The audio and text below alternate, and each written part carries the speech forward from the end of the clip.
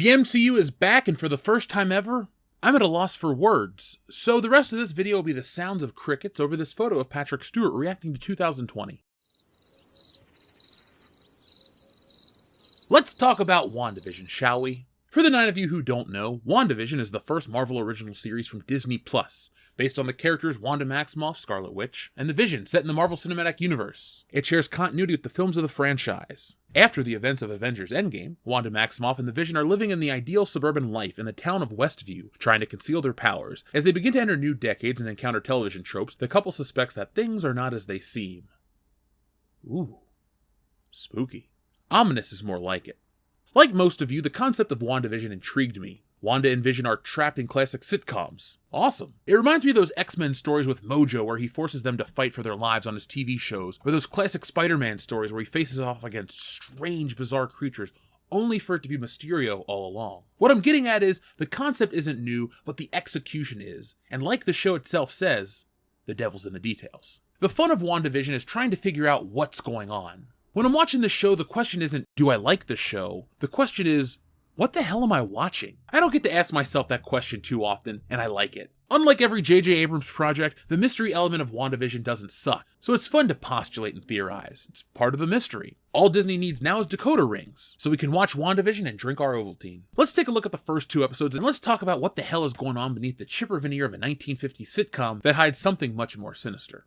Episode 1 starts off with the newlywed couple, Wanda and Vision, moving into the town of Westview during what appears to be the 1950s. They attempt to blend in, despite Vision being an android and Wanda having telekinetic abilities. One day, they notice a heart drawn on the calendar, but neither can remember what the occasion is. While Vision goes to his job at Computational Services Incorporated, Wanda decides that the heart represents their anniversary. Their neighbor Agnes introduces herself to Wanda and helps her prepare to celebrate that night. Vision amazes his co-workers with his speed, but is unsure what his company actually does. He is reminded that he and Wanda are hosting his boss, Mr. Hart, and his wife for dinner that night, which is what the heart represents. Wanda and Vision struggle to hide their abilities while making last-minute dinner for the Harts. While interrogating Wanda and Vision, Mr. Hart chokes on his food, and Vision uses his abilities to save him. All of these events have taken place on the fictional sitcom WandaVision, which someone is watching on a television. Episode 1 of WandaVision felt oddly familiar, like a dream that I've experienced before. I'm a child of the last era that grew up on the reruns of classic sitcoms like Dick Van Dyke, Bewitched, etc. WandaVision captures the spirit of those shows very well. That's what happens when you get Dick Van Dyke as a consultant on your show that's trying to be his show. Attempting to explain anything else is like being in a strange nightmare or a lucid dream, where you're the only one aware of what's going on around you. Simply put, something's not right. That's really WandaVision's entire conceit. Everything looks bright and clean on the surface, but it's just a facade that hides the darkness that drips from this show. Before we move into talking about episode 2, let's take a look at a few of the Easter eggs floating around episode 1 to help us make a little more sense out of everything, except the commercials. We're going to save those for the end. WandaVision episodes 1 and 2 are streaming now, with the new installments of the 9-part Disney Plus show to follow every Friday. Here are a few Easter eggs spotted, we'll add more, but be warned, spoilers below. The door number. On their picture-perfect suburban street, Wanda and Vision live at number 2800.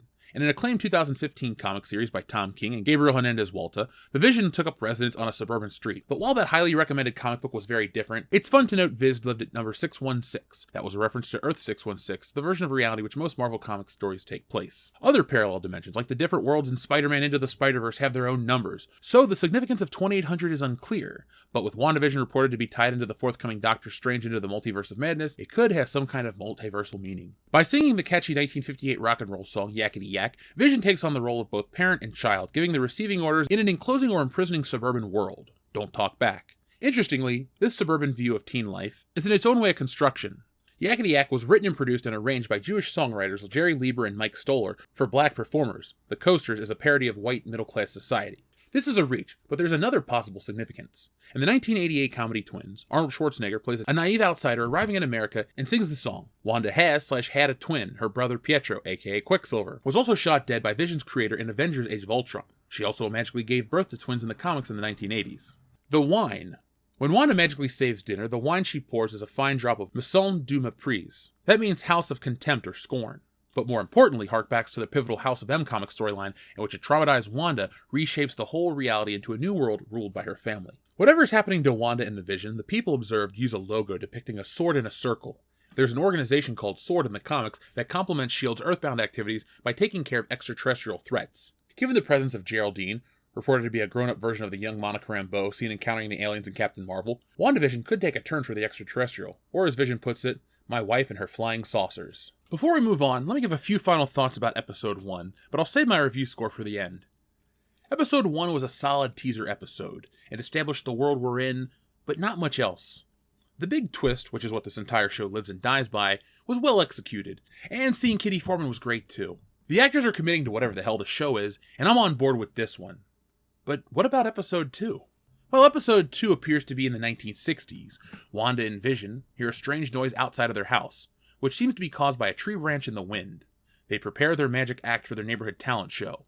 Wanda and Agnes spend the day with the show's planning committee, led by Dottie, and Vision attends a neighborhood watch meeting, where he accidentally swallows some chewing gum. Wanda befriends another neighbor, Geraldine, and notices more strange things. A yellow and red toy helicopter in their black and white world, a voice on the radio that seems to be speaking to her, and a red blood stain.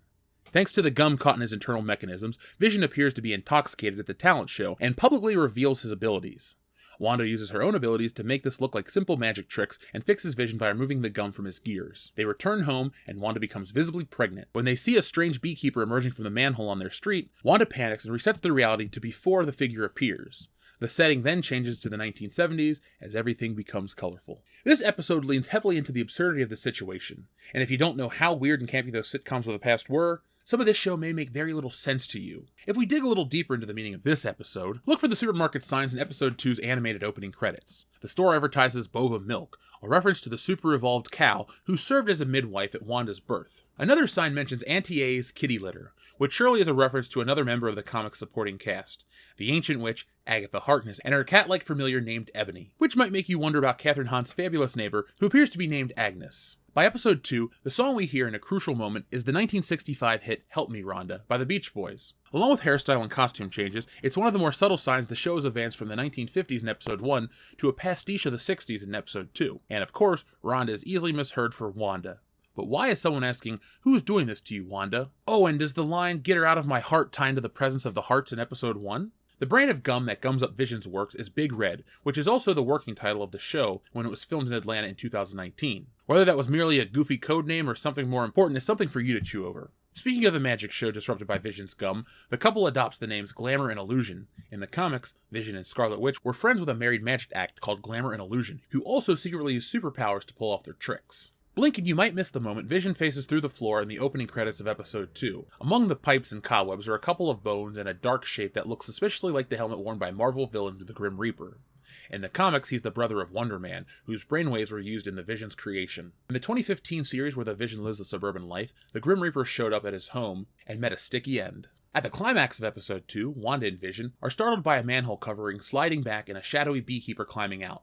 Comics fans may see a similarity to the helmeted uniform worn by the underlings of the evil Advanced Idea Mechanics, AIM, a cabal of rogue scientists and offshoot of Hydra. On screen, AIM was the main threat in Iron Man 3. Or maybe not so literal. The beekeeper could be another reference to the being enclosed and observed in a constructed space. And finally, the bump. At the end of Episode 2, Wanda is suddenly and noticeably pregnant. That echoes a storyline in the Vision and Scarlet Witch in the 80s run of comics, which she magically gave birth to twins. The kids were sadly revealed to be fragments of the demon Mephisto. Distraught at the loss of her children, Wanda later remodeled reality in the 2005 House of M comic storyline. The MCU hasn't seen a lot of supernatural stuff. Thor is an alien rather than a god, while Wanda is a superpowered mutant, not technically a witch. But it is possible Mephisto could be involved in the weirdness enclosing Wanda and Vision. The neighborhood queen bee, Dottie, is Emma Caulfield, who previously played a demon in Buffy the Vampire Slayer.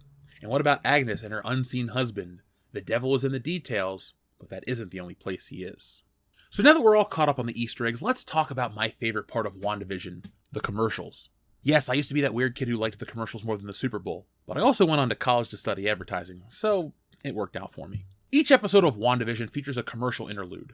Episode 1 features a commercial during the WandaVision program that advertises a Stark Industries toaster called the Toastmate 2000. Of everything from WandaVision, this is my favorite moment. I love those eerie, creepy moments in a television show where the audience knows that something is off the entire time, but it's never fully resolved. The meaning for this commercial isn't that deep yet, according to what's floating around the web.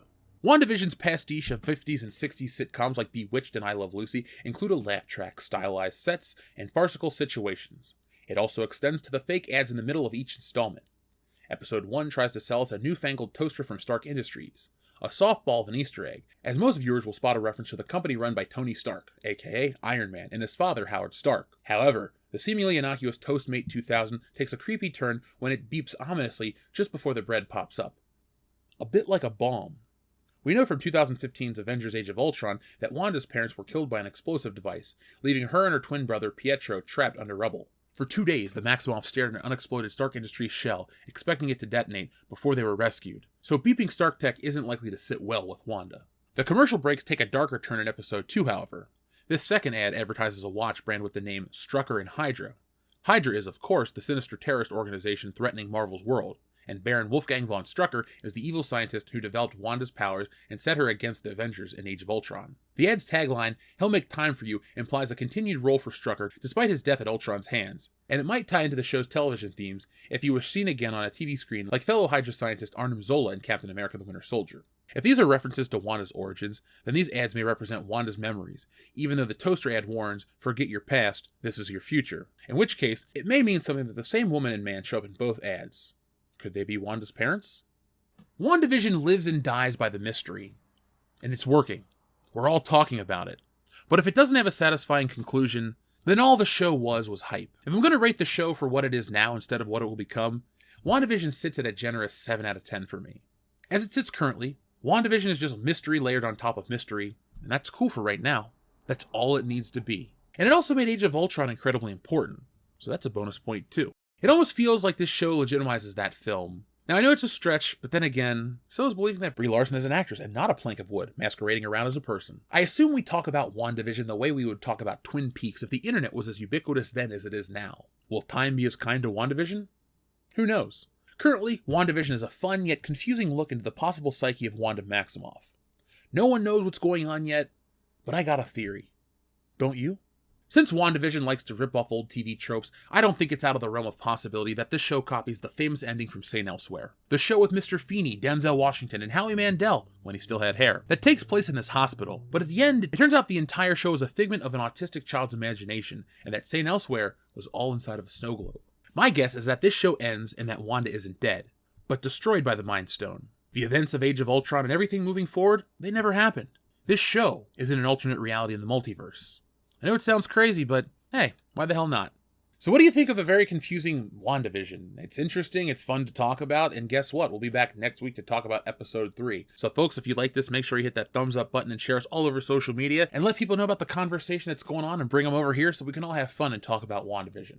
Now, just like all MCU stuff, it's based off of a comic book, and we have a comic book as well, so make sure that you guys are signed up for that. The link is in the description below. It is your second chance to get Stealing Solo with an amazing cover drawn by me and painted by Anna, that Star Wars girl, and it features some of your favorite Fandom Menace creators. So make sure you guys sign up for that, link in the description below. So folks, I'll be back next time with more, but no matter what you do, no matter where you go, no matter what reality you reside in, go out into that world, and always be excellent to each other.